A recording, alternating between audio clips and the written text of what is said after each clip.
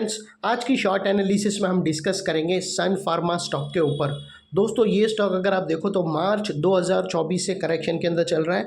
मोटा मोटी देखो तो दोस्तों इसने 4 महीने यानी पूरा एक क्वार्टर करेक्शन में बिता दिया। और करेक्शन में भी दोस्तों अगर आप देखो तो इसने दोनों तरह का करेक्शन दिया है। इसने प्राइस वाइज करेक्शन भी दिया है और टाइम वाइज करेक्शन भी दिया है।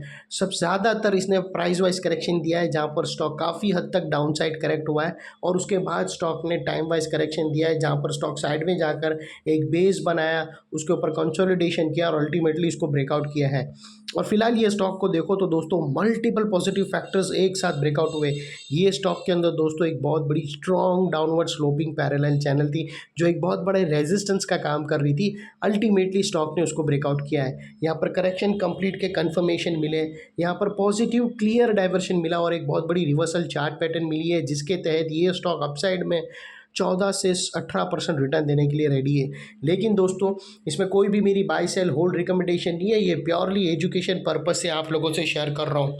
फ्रेंड्स, आप लोग देख सकते हो कि ये वो टॉप एरिया था जहाँ से करेक्शन का आगाज़ हुआ था और यहाँ से कुछ ऐसी डाउनवर्ड स्लोपिंग पैरेलल चैनल बनी थी दोस्तों। और जब तक स्टॉक ये डाउनवर्ड स्लोपिंग पैरेलल चैनल में रहा, इसके अंदर back to back lower lows hit होते गए।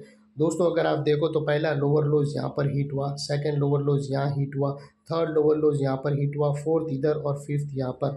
और जैसे ही दोस्तों ये downward sloping parallel channel upside में ब्रेकआउट हुआ, इसने मल्टीपल हायर हाइज को एक साथ ब्रेक करके उसके above high volume sustain closing देकर कंफर्म कर दिया करेक्शन इज कंप्लीटेड। यहाँ पर दो बड़ी चीज़ एक साथ हमें मिली दोस्तों।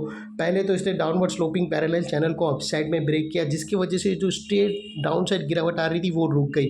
और सेकेंडली इसके अंदर जो लोअर लोज बन रहे थे वो स्टॉप होकर इसके अगेंस्ट में फर्स्ट हायर हाइज रजिस्टर्ड हुआ, जो हमें कंफर्म करता है कि यहाँ पर करेक्शन कंप्लीट हो चुकी है और बॉटम लग गई है। और पहला हायर हाइज मारकर स्टॉक ने अपसाइड मूव के लिए पहला कदम भी रख दिया। अनलेस एंड अनटिल कोई नया लोअर लोज हिट ना हो जावे या पुराने लोअर लोज के नीचे मार्केट क्लोजिंग ना दे दे, तब तक हम मान कर चलेंगे कि स्टॉक के अंदर बॉटम लग गई है। और फ्रेंड्स सेकेंडली दोस्तों देख लेते हैं डाइवर्शन का पार्ट। तो दोस्तों मैं अगर आप लोगों को MACD डालकर दिखाऊँ तो यहाँ पर क्लियर कट हमें डाइवर्शन मिलता है दोस्तों अगर आप प्राइस एक्शन के लोअर लोज को और लोअर लोज के स्विंग को अगर कंपेयर करो MACD के ऑसिलेशन से, तो यहाँ पर क्लियर कट पॉजिटिव डाइवर्शन मिलता है दोस्तों। जो प्राइस एक्शन के लोअर लोज थे लास्ट वाले, वो डाउन साइड में टिल्ट हुए हैं। और वही दोस्तों MACD के ऑसिलेशन अगर आप देखो तो वो अपसाइड में टिल्ट हुए हैं और यहाँ से ब्रेकआउट हुआ है। और ये है क्लियर पॉजिटिव डाइवर्शन, जो पॉजिटिव हिडन डाइवर्शन से भी ज़्यादा स्ट्रांग होता है, जो एक मोमेंटम लाएंगा और एक ज़बरदस्त शॉर्ट कवरिंग स्टॉक के अंदर लाएंगा। और सेकेंडली दोस्तों बात कर लेते हैं चार्ट पैटर्न की। तो दोस्तों बेहतरीन ब्यूटीफुल चार्ट पैटर्न मिली है दोस्तों। अगर मैं आप लोगों को यहाँ पर बताऊँ तो दोस्तों हमें क्लियर कट एक ज़बरदस्त reversal chart pattern, triangular chart pattern breakout होते हुए मिली।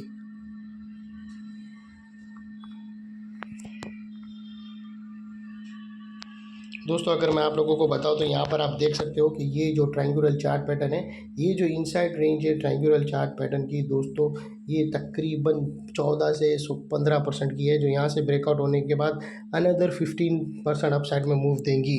और वो लिहाज से दोस्तों स्टॉक का अभी अगला टारगेट निकल कर आता है 1840 का, जो तकरीबन यहाँ से 14% और होता है।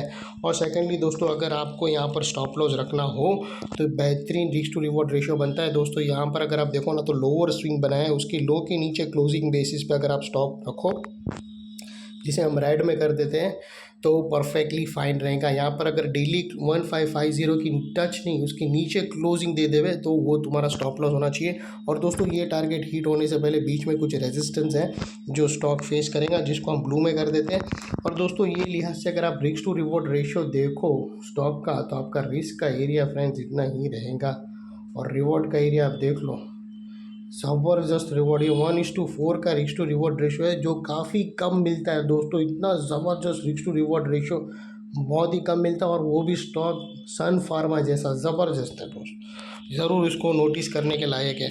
और सेकेंडली दोस्तों ये जो नेकलाइन के पास वाला एरिया है वो बहुत ही इंपॉर्टेंट एरिया है, क्योंकि अगर आप देखो तो यहाँ पर मल्टीपल पॉजिटिव फैक्टर्स एक्शन में आते हुए हमें मिले दोस्तों। यही एरिया पे downward sloping parallel channel upside में ब्रेकआउट होते हुए मिली।